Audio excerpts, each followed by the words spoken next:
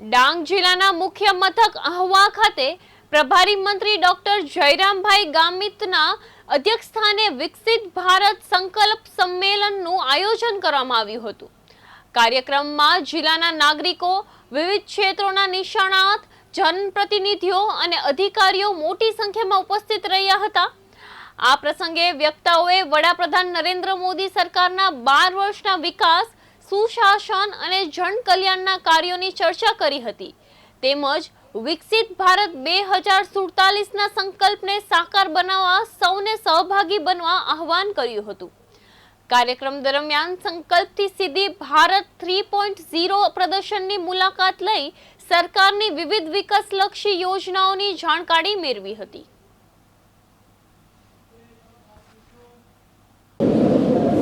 અત્યાર સુધી જવાહરલાલ નહેરુજી હતા અને અત્યારે મોદી સાહેબે જે રેકોર્ડ બનાવ્યો છે એ નિમિત્તે સમગ્ર ભારતમાં 10 જૂનથી 21 જૂન સુધી જે કાર્યક્રમો ચાલવાના છે એ અંતર્ગત આજે ડાંગ જિલ્લામાં વિકસિત ભારત સંકલ્પ સંમેલનનું આયોજન કરવામાં આવ્યું। આ સંમેલનમાં નરેન્દ્રભાઈ મોદી સાહેબે જ્યારે 2014માં વડાપ્રધાન તરીકે શપથ લીધા ત્યારે તે દિવસે એમણે એવું કહ્યું હતું કે મારી સરકાર ગરીબોની, યુવાઓની, મહિલાઓની, ખેડૂતોની રહેશે અને એમણે જે